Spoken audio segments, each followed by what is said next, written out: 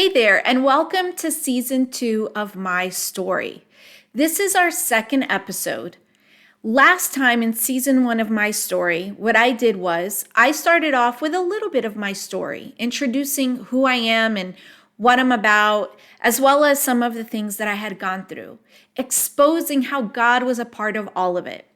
And then for the rest of the season, I had some amazing guests on to share with us their stories and how God was there even when they didn't notice. And all of that was with a hope that you would see God woven in the details of your lives, even in the hard times.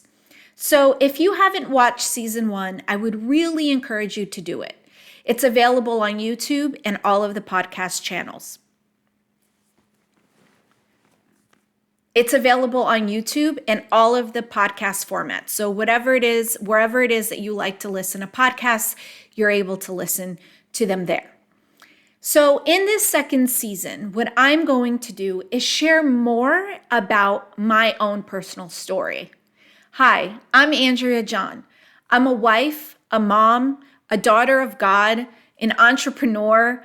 I am a project manager, have a full-time job. I love to coach. I'm a certified personal trainer, certified running coach, and a lot more. There's so much more to me that I can't just bucket it all in one. But neither are you. There's so much to you.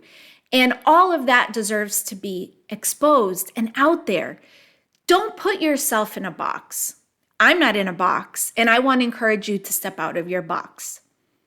Now, this season is really geared towards helping me heal. I've healed a lot in the last 7 years. God encountered me in 2016 in my kitchen. I share about that all the time. And from that moment on, God has been working in my life. And I have many moments of deep impact where God came in and healed me. But there's so much more that God wants to do. And as I go on this journey during this season, and I'm going to be very vulnerable and authentic throughout it, the reason that I'm doing this is really, if I'm being honest, it's about me getting deeper healing. Now, nothing has recently happened. There are no triggers or something that made me think, I have to fix this. It really was me learning a lot about neuroscience and quantum physics, understanding, generational curses and how it all works. And me getting closer and closer to God and saying, I really want to reflect God well. And there's these little things within me that I'm just like, not so happy with, and I want to deal with them. So I began going on this journey, going through a therapy, and it started to expose some things. Now, on the surface, and people who know me, they'd be like, Andrea, you're okay. You're not messed up. You're not whatever. But I know me, and it's not about what it looks like to other people. It's about me getting better and better and reflecting God excellently and well, reflecting who He is. So, do we all have triggers and things that happen? Absolutely we do. But I really want to minimize that because I believe that the Jesus promises are true. That even in the midst of trials and tribulations, that we can have abundance. We can live in abundance. Do you know what that means? It means that we're not just surviving, we're thriving. And I fully believe that, and I'm chasing it, and I want it because Jesus said it's possible. He said that we would have peace that surpasses understanding. That means that there's a peace that makes no sense to the logical mind. When you look around you, it doesn't make sense to have peace, yet it's still there. Jesus said that we could have that. He said we would have unspeakable joy, the kind of joy that leaves us speechless, that we could live that life of joy, not just have these happy moments here or there, but we live in that constant state of joy. And we can have love, perfect love that removes all fear and the fear of punishment, all the things that come with that. That's the kind of life Jesus promised. And I am chasing it hard. And I am teaching others how I've accomplished what I've accomplished so far. And I still have more to go. So that's what this is about. So while I'm creating this podcast, video and audio, for you, and to hope that it blesses you and helps you, that it brings awareness to the good that God has for us and potentially what's not so good, so that you're aware that, hey, that's not God, that's not coming from God. But a good chunk of it is really about my healing. So with that, before I get into what I'm about to get into, I just want to preface it with everything that I am sharing on this episode and future episodes, and I will repeat this on every single one. I am sharing my views, my perspective, my emotions. When I share factual stories that happened, obviously I'm going to share them. I'm going to try to share them as factual as possible. Okay, this is the fact. This is what happened. But there are emotions that took place in that moment and perceptions that I had. And I am going to be sharing those from my perspective and my views. Anyone that I speak of in this video or the podcast, they have their side, and their side is just as valid as my side. So I am sharing my side of the story, and I'm going to share facts and keep it factual as much as possible. But within those facts, I'm going to share with you what it did to me, how it impacted me, and how I'm coming out on the other side and what that looks like. Again, with the hope that it blesses you, it helps you leave toxic situations, and it helps you heal, but also with the motive of healing for myself. There is no intention to share names, to bash anyone. I am merely sharing my journey. So this episode is going to be about how I was sexually abused while I was married. And it's a really difficult topic, and truly one, if you listen to the first episode, I kind of share an overarching view of the abusive relationship that I was in. I felt I was abused, and I share some of those stories. And now each week I'm going to dive a little bit deeper into what that means, what that looks like, and how, not only how I experienced it, what my thoughts were behind it, why I was experiencing it, because you may have a loved one going through it. You're not understanding why they're not listening to you. And I'm going to share a little bit of insight, because I think we need to have some mercy and grace for people who are in abusive relationships. And then also share what a godly, healthy view of the relationship or that situation would look like. So a sexual abuse within a marriage is something that's not really talked about, because even within the court system, it's very hard for a spouse to claim sexual abuse or rape in some cases within the context, because you're married and technically you both own each other. That's just the view. Okay, so first, I want us to admit that the reason sexual abuse is not even considered within a context of a marriage is because you both own each other. And there is some scripture to that, actually, but also it's a very fine line of that being taken and then, like misused, mischaracterized. There's a very fine line to that. So the other thing I want to state is that I see a difference between rape and sexual abuse. And although rape is sexual abuse, I do not believe that all sexual abuse is rape. And within the context of my story, I'm going to share that, and hopefully that makes a little bit of sense. So within the context of marriage, I don't believe that sexual abuse is possible without some level of psychological abuse.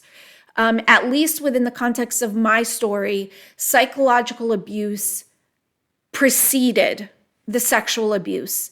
And to be honest, the psychological abuse wasn't just within the context of my ex-spouse, but within the religion, the religious environment, and the cultural environment that I was raised around.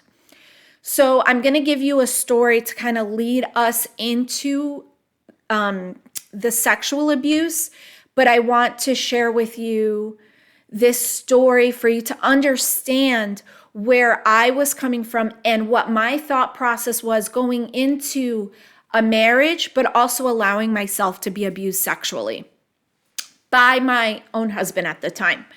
And this is why, to me, there is a difference between rape and sexual abuse, because rape is completely 100% forced.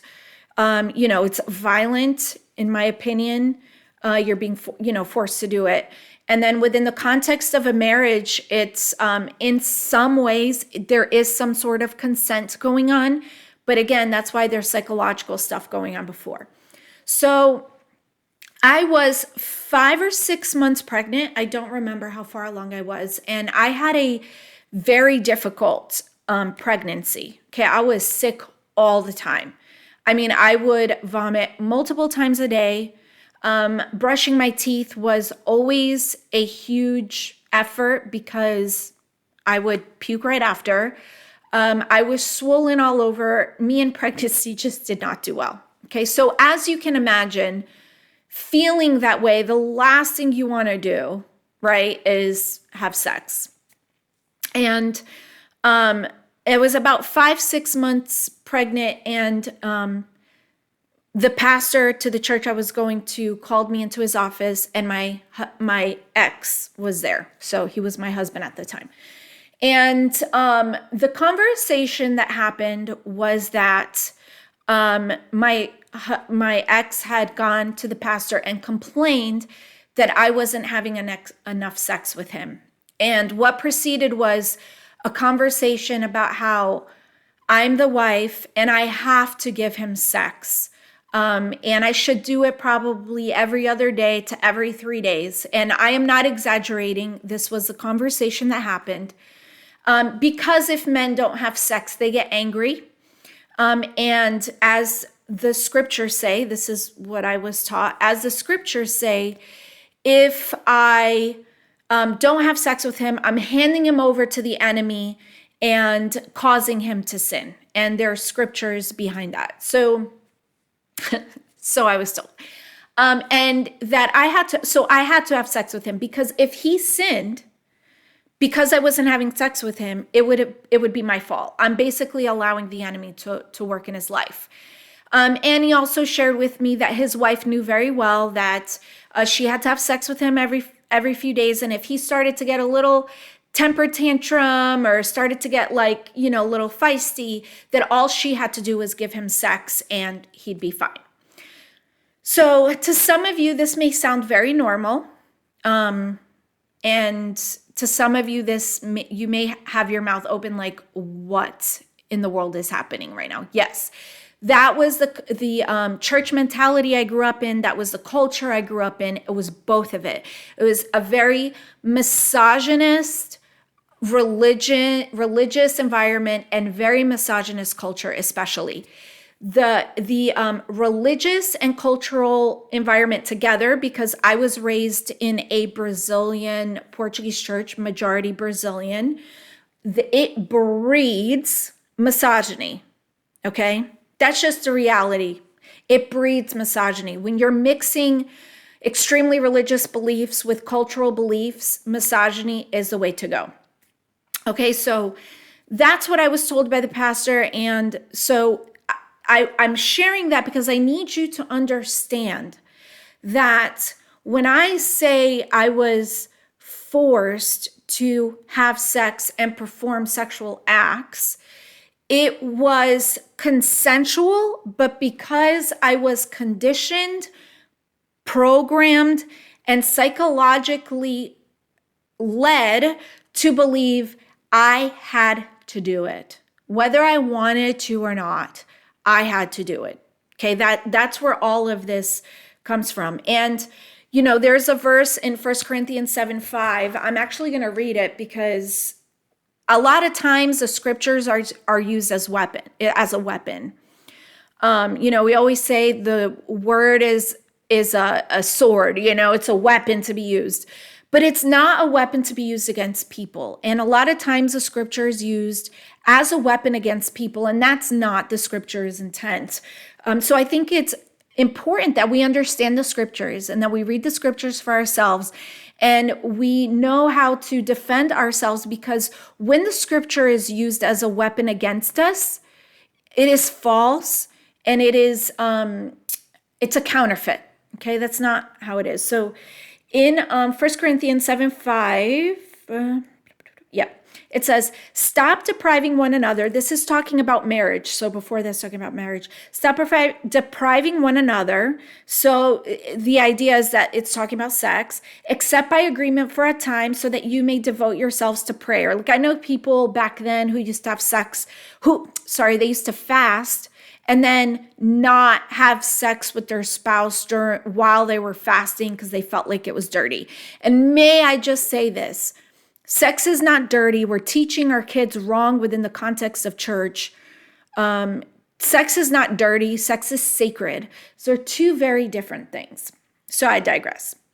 And then it says, and come together again so that Satan will not tempt you because of your lack of self-control. This verse was used as a weapon against me for years. And before that, I heard it in the church and by spouses all the time. Okay, I was programmed. But when you go and read the scriptures in context, first of all, starting at the first verse in that chapter, it says, now concerning the things about which you wrote. So clearly, this church wrote Paul a letter and was asking Paul for advice. And the advice Paul was giving was based on whatever they wrote, of which we don't know. We do not have that letter. And then Paul starts to talk about, how it's good for a man not to touch a woman, and how within the context of a man talks about adultery, blah, blah, blah, and all that stuff, right? So you can go read it, and I'd highly encourage you to read it. But read it within context, because this thing says, so that Satan will not tempt you because of your lack of self-control. But in Galatians 5:22, what does Paul say about self-control? It's a fruit of the Spirit. And if you're led by the Spirit, you will have self-control. So someone who's led by the Spirit will have self-control. And that's important when you read this scripture. So moving on. Okay, so throughout the years, I was forced to have sex numerous times. My ex had a career where he was away a lot. Okay, he traveled a lot. I would say that if you were to calculate the first 8 years of our marriage living together. And I say that because we were married before so that he could get the green card, because I gave him a green card. And then when we only lived together 2 years after we got married, because that's when we got married with church and that whole thing. So we were married. My parents didn't know we were married. I did it to give him a green card. So in some ways I was kind of locked in before we actually got married. But after we were living together, I would say he was gone about half of that time, like on and off because of his career. So I think the marriage lasted as long as it did because of that separation. When you have that separation, it just changes the whole dynamic of the relationship. And when you have a passionate marriage, as they say, having that time away helps because it prevents a lot of fighting and all that stuff. And then the coming together, there's an adjustment, and then there's like a little honeymoon period, and then the fighting starts. And by the time the fighting starts, boom, you got to go again. And then at some point I was traveling for work as well. So I'm mentioning that because there was always forced sex. Whether he was leaving or I was leaving, sex had to happen, okay? It was obligation.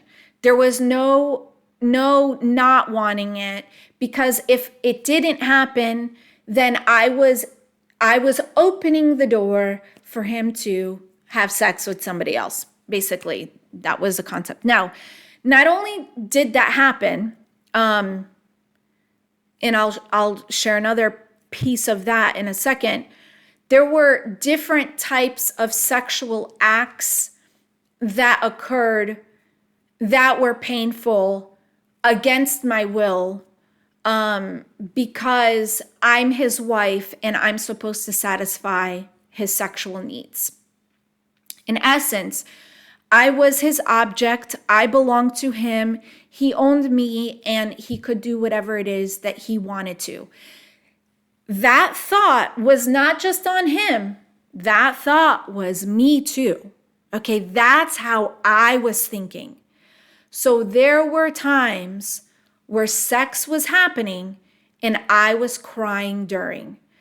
Yes, sometimes because of pain, but sometimes because of the violation that I was feeling. Okay, and I would cry. A lot of times I hid it, and then there were times where I couldn't.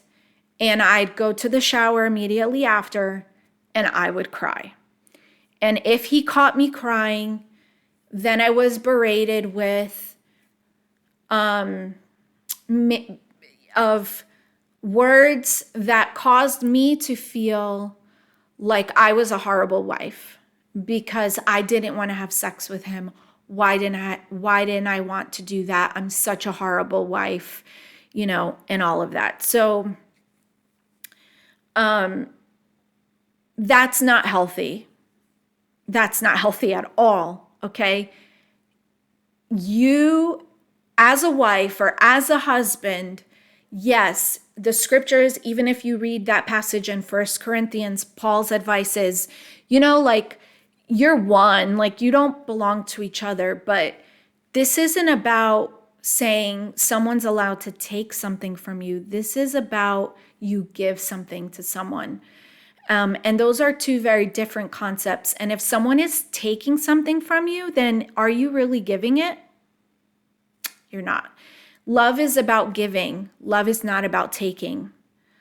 Love is about, your giving of your heart and yourself, and within the context of a relationship, you're giving that level of intimacy where it's not emotional intimacy, but also physical intimacy. And then there's gratification that's happening. And there's a difference between giving and taking, and it should be a cycle. But when the taking is a forceful taking, there's no giving happening. Therefore, there is no love. If you're having sex with your husband because you have to, then there's no love in that. There just isn't. Okay, you're turning yourself into an object. At the time, I felt like an object. That was my mindset. That's how I thought. I belonged to him and he could do whatever it is that he wanted because I was a spouse and he was the head of the household and I was supposed to submit to him in everything, including that. Okay, so that was my thought process, and it's not healthy. The other thing is that when drugs and alcohol come into play within that type of thought process, it can turn bad very quickly. So I was on a cruise with my ex. We were married at the time. So when I refer to him as my ex, it's because that's what he is. I do not have a relationship with him or with anyone that he has a relationship with. I've completely separated myself from him.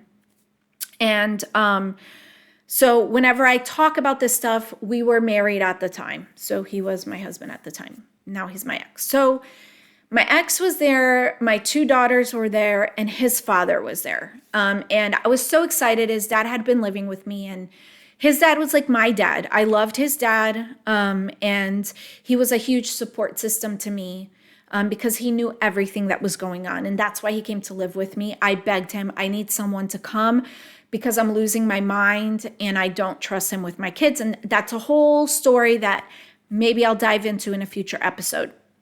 So we went on a holiday vacation together, and my ex at the time was addicted to a synthetic marijuana called Spice. And the reason that he was using Spice instead of weed or another drug is because of his job, and his job required him to be sober, and he would have random drug tests. And with spice, and there's lots of names for spice, but it's synthetic marijuana, it's very hard to get in urine tests because they're always changing the components of the drug mixture. It's like a potpourri, they call it, of the drug mixture, so that it can't be regulated. But when we were going on the cruise, we were going to be there for quite a while and then stay in Florida for a bit. So he decided to buy a huge bag of weed and bring it with him. And I mean, I had to drive us from North Carolina all the way down to Florida because he was high the whole time. And he chose to be high because he didn't have to take a pee test. So he decided he's just going to smoke it. And I was nervous because it's like, you can't take that onto the ship. Like, dude, you can get arrested. But he was convinced that he could smuggle it onto the ship and be fine. And he said, I'm just going to smoke it until it's gone. And so, I mean, what was I going to do? So we drove down to Florida. We got on the cruise. He was able to smuggle it onto the ship, and he's high. And I'm talking about high 24/7. Like, as soon as the effects were going away, he's smoking. And on top of that, he was drinking. So we we're there overnight. We get to the first island, and we head over to a beach. And we get to the beach, and he turns to us and says, you know, the drinks here at the bar are too expensive, so I'm going to head back to the port and buy a bottle of liquor and bring it back because it's a lot cheaper. So he left us there, me, my two girls, and his father. And I barely had any money. Well, by the time it came for us to head back to the ship, because I don't know if you've gone on a cruise, but if you're not back there on time, they will leave without you. So it was time to head back, and he was nowhere to be found, and he wasn't answering his phone. We didn't know where he was. And thankfully I spoke Spanish, and I had to go to the vans and negotiate getting 4 people on a van with very little money. So we got back to the port looking for him, couldn't find him, got back on the ship, nothing. And, constantly calling security, asking if he'd swipe himself in, for those of you who know how cruises work. And what happened was, eventually I heard my name on the overhead, and I was called to go to my cabin. So me, the girls, and his father head over to the cabin, and security tells me that they had to escort him onto the ship. He was being very obnoxious, rude, and I guess over the top, and that they had just locked the mini bar, and he had to stay in the room, and I had to stay in there with him so that he could sleep it off. We weren't allowed out. We couldn't use our card for anything, and the mini bar was locked down. So, okay. So his dad went to his cabin with one of the girls, and my oldest one wanted to stay with me, Anna. So she stayed in the room with us. Well, good thing, bad thing, I still don't know. But my ex started to try to have sex with me, with my daughter in the room. And he was being very aggressive and violent. And when he punched me in my stomach and knocked me onto the bed, Anna ran out of the room to go get her grandfather. So Anna comes back with his dad and my other daughter, and they start arguing, him and his dad, because his dad saw what was happening, and he punched me yet another time and was trying to do it even with them in the room. And his dad took a bed sheet and tied his hands up because it was like we didn't know how to stop him, and we couldn't go anywhere. So he tied his hands up and was like, I'm just going to stay here. And he stayed there until he went to sleep. And then when he went to sleep, he left. Anna didn't want to leave, so Anna stayed there. Like, she just didn't trust me being there with him, and she stayed there and slept there. And I did write a little bit something about what it was like the next morning when I woke up. That was like crazy. And I've shared this story with my husband, Mike, now, but very few people know about that story. It's thankfully my daughter was there. I think I would have just let him do it if she wasn't there. But yeah, that was the most aggressive and physical time that he had done something like that, because he punched me in my stomach twice. But yeah, and he was completely out of his mind. And he wasn't allowed to drink for the rest of the trip. I was in the most beautiful of places, gorgeous beaches, and I just wanted to go back home to North Carolina. Like, I didn't want to be there. It was the worst vacation of my life. But that was the first thing that happened that caused me to say, I have to get out. Because last episode, if you listen, I talk about the moment where I decided it was like done and I had to leave, was when he got aggressive with my daughters. And it was that same vacation time that he got aggressive with them. And he was high, so he was smoking marijuana 24/7 on top of drinking. And then on top of that, he was sniffing something, and I had no idea.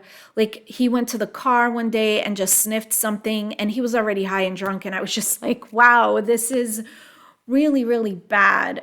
So substance abuse obviously doesn't help the situation when you have unhealthy thoughts. And I was just in this miserable place, and it took that to realize I'm in a very dangerous predicament. And this, in a moment, this can go south really fast, like really fast. You always think like, oh, they wouldn't do that. Oh, they wouldn't. But man, when not only alcohol and drugs come into play, but when excessive anger happens and there's these switches in your brain that go off, and you're able to compartmentalize, and there's that anger, you don't, like, things can just turn so quickly, and it's scary. And it got scary for me. So obviously that was not good, and that's not okay ever. And it's important that you get out before you find yourself in that type of situation. Unfortunately, my daughter had to witness that. And at the time, she was 7, 8, I think. Yeah, so she was really young when she witnessed that. So there's that one. And towards the tail end of the marriage, every time we did have sex, I would get vaginal infections. Specifically, I would get different kinds, but specifically I would get bacterial vaginosis all the time. So much so that the doctor gave me these homeopathic pills to take every time I did have sex, so that I wouldn't have to constantly go to the doctor, because it was that bad.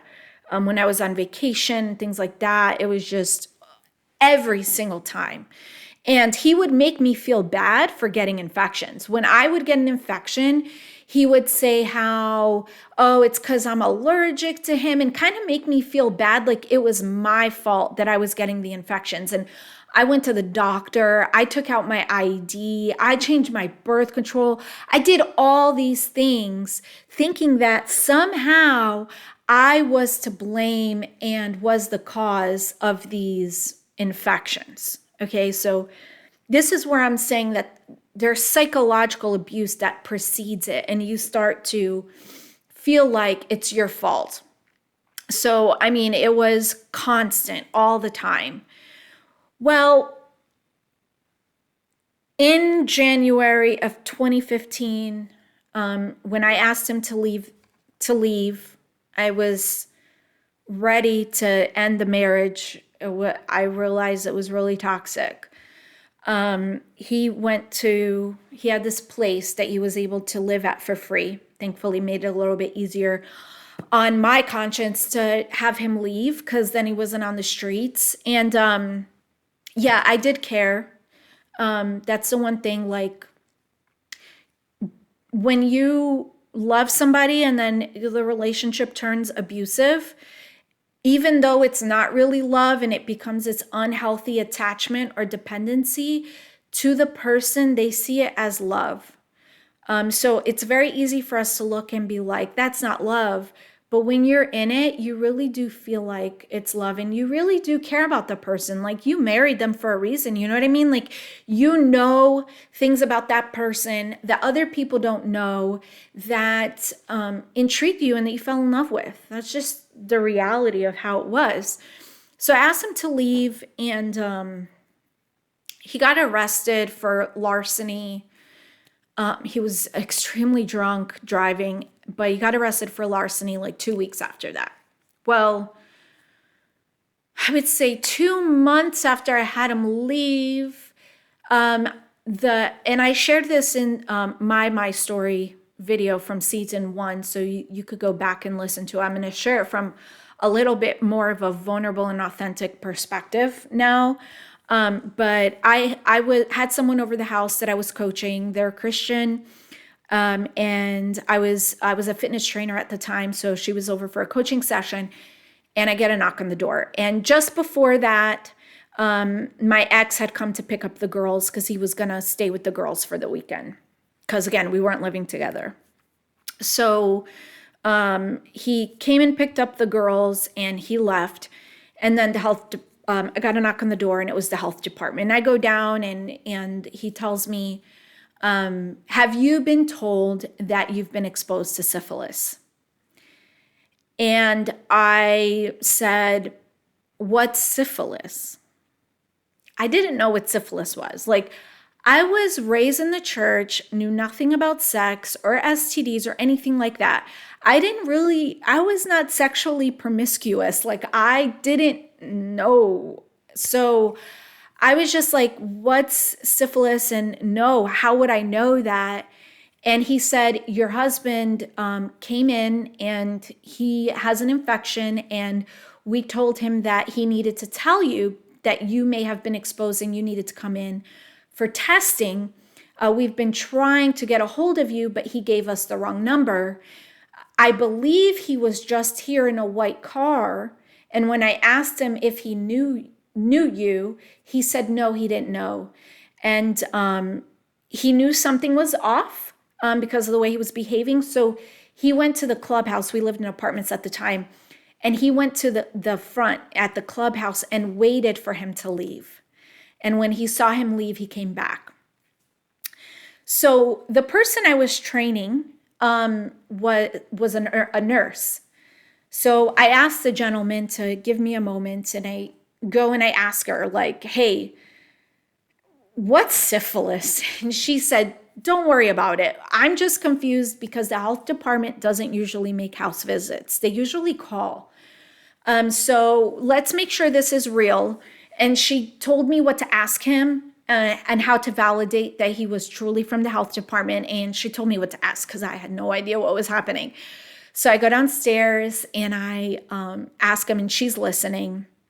And he answers all the questions and tells me, like, that I have to get tested. There is absolutely no choice in the matter because it's highly contagious and I could give it to someone else. So we need to close the loop, much similar to HIV. So talk about freaking out. Now, a little caveat to this story. This is how I found out that I was cheated on.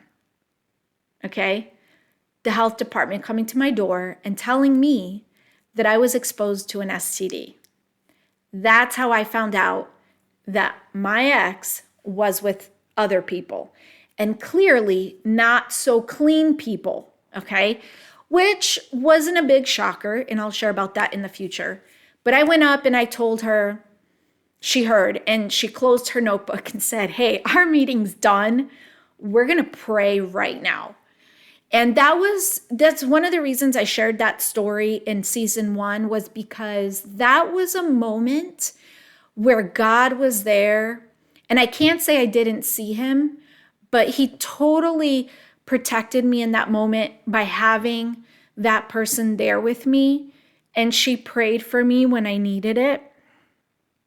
And she was a very prophetic woman. I didn't even know what prophetic was at the time, but she spoke to me. God spoke to me through her. And a peace came over me. And usually I would have called him and told him off and confronted him and all this stuff. Like I had done that so many times in the past with so many different things.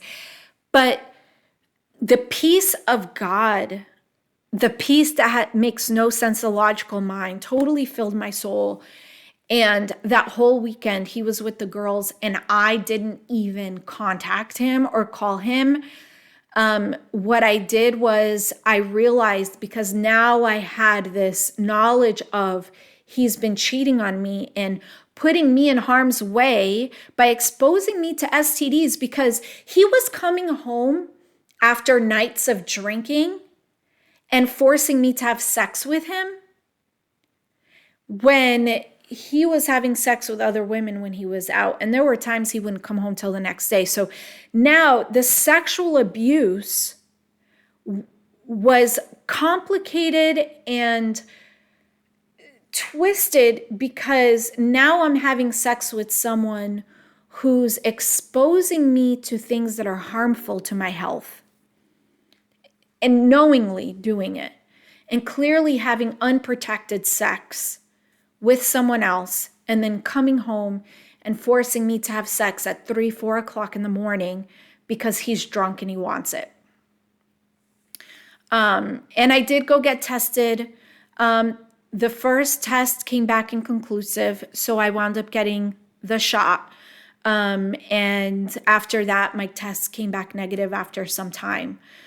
When I did confront him about it after that weekend, he told me basically that not to listen to them, that they're really out to get them, and threw the race card in there. So it was just crazy. I mean, why would the health department be out to get him and try to turn me against him? It was just really twisted, but he was just trying to protect himself. So, people, when they get into that state, they're willing to do anything. But with all of that, now that we're reaching the end of our time for this episode, all these things that I mentioned, they're not healthy. And like I said, I have no desire to encourage divorce or to promote divorce in any form or fashion. I believe that marriage is a covenant made between man, woman, and God. And when it's done, it's sacred, and we should keep our covenant together. And when there is a breaking, like divorce, it is painful. Like I said, I went through all this stuff, and when the decision was made to divorce, there was a breaking in the spirit, and it was painful. And I did experience depression and anxiety for a bit. So it is painful. But if you're experiencing any of these things, first let me talk about to someone who is experiencing this. If you're experiencing this, I'm not saying get a divorce and leave. I'm saying you need to step away for a moment and talk to someone and get yourself to safety. You need to be in an environment that is filled with love and gives you the freedom to think, to process things, and truly assess what's happening. And you deserve that. And you need to take that moment, and you need to do that. That's all I'm saying. I'm not saying leave, divorce, I'm not saying divorce and that's the end of it. I'm saying you need to leave that environment. Find someone who can give you wise counsel. Not someone who's going to tell you what you want to hear. Not someone who's going to pat you on the back. No, you need wise counsel. Okay, go to therapy, go somewhere, go to a church and find someone who can truly help you. But no, you need to have the freedom to think and to process this and realize, is this what God wants for me? Because I guarantee you that the things that I just expressed today that I went through, that was not what God wanted for me. And in the covenant of a relationship like marriage, God isn't saying you need to submit to that and you need to deal with it because now you're in a covenant. Now you're a victim to that covenant. You are not a victim. And if anyone was violating the covenant, it was him and it was not me. I fully see that now. I didn't see it for a long time, but I see it now. If you are the family member of someone who you know is experiencing abuse, I need you to understand that you have to be cautious with how you approach this person and how pushy you become with trying to get them to leave. My mom had wisdom in this area. My mom, she didn't know the details, and I didn't tell her till the health department came to my door what was happening. But my mom really respected my marriage. And she did say things every once in a while, but she never pushed. She never got involved. I was in a marriage relationship and I was supposed to leave my mother and my father. And I did. And they were always in my life and they loved me even still. But they never pushed. And they kind of waited till I was ready to see it. I also didn't share information with them because I knew that if I was open about what was happening, they probably would have gotten really upset. My brother, like if I talk about some of this stuff, he gets really annoyed. It makes people angry when they hear that someone is doing this kind of stuff to someone they love. But you need to approach that person and really speak to that person. Speak to who they are. Remind them you are loved. You deserve to be loved. You deserve to be respected and honored. You deserve to be treated like, with females, I would say you deserve to be treated like a queen, at a minimum, a princess. And if that's not happening, you need to take a moment. But to the loved ones, just remind them of who they are. Not what they're doing, not what they have to do. No, remind them of who they are in God, who God designed them to be, and allow them the opportunity to realize, hey, what I'm experiencing in life right now doesn't match who I am. And at some point, when the scale flips and who they are really weighs more than how they're being treated, they'll suddenly have the courage to step away, because it gives you autonomy when you realize this isn't what I deserve. This is who I am really, and I don't deserve this. And it gives them the autonomy to step away when needed and then come to you. What you don't want to do is close the door to them coming to you when they need something. This is why you not pushing too hard is extremely important.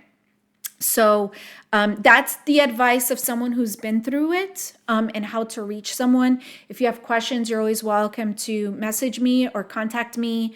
I've received quite a few messages since I put the first episode out there.